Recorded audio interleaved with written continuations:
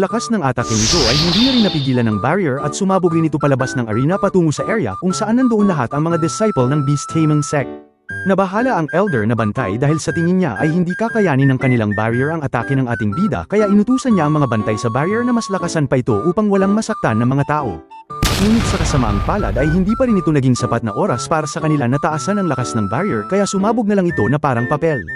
Nabahala naman ang mga disciple ng Beast Taming Sect nang mapansin nila na papunta sa kanila ang atake ng ating bida. Kahit na ang Elder ay hindi rin nakapag-react agad dahil sa sobrang bilis ng pangyayari at isa pa ay hindi rin naman niya kakayanin ang atake ng ating bida kahit anong gawin niya.